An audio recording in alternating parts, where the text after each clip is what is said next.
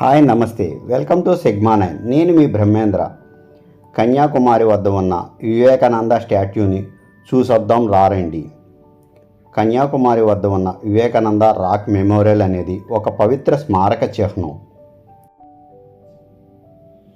శ్రీ స్వామి వివేకానంద 1892లో ఇక్కడ ధ్యానం చేసిన జ్ఞాపకార్థం దీనిని నిర్మించారు. ఈ శిలా నిర్మాణం 3 సముద్రాలు అనగా బంగాళాఖాతం, హిందూ మహాసముద్రం, అరేబియా సముద్రం కలిసే ప్రదేశంలో ఉంది. కన్యాకుమారి తీరానికి కొద్ది దూరంలో ఉన్న ఒక శిలపై ఈ స్మారక చిహ్నం చెక్కబడింది. వివేకానంద రాక్ మెమోరియల్ కమిటీ 1970లో దీనిని నిర్మించింది.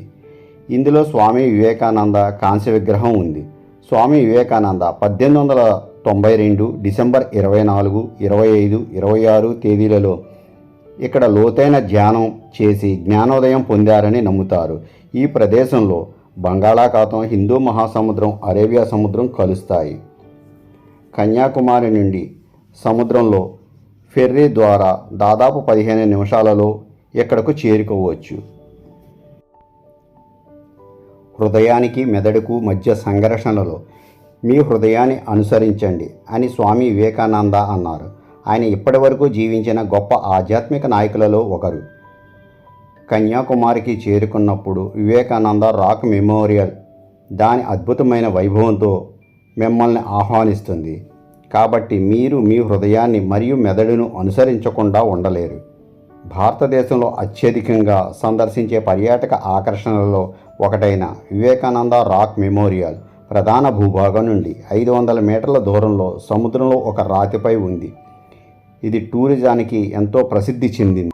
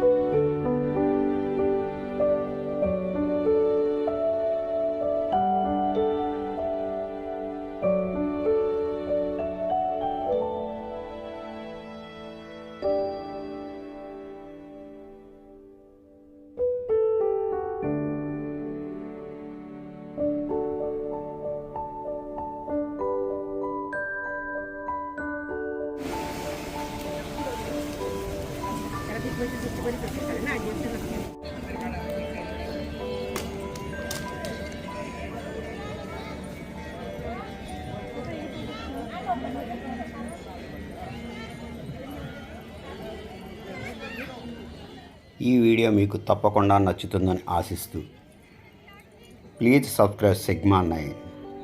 నమస్తే, థ్యాంక్ యూ.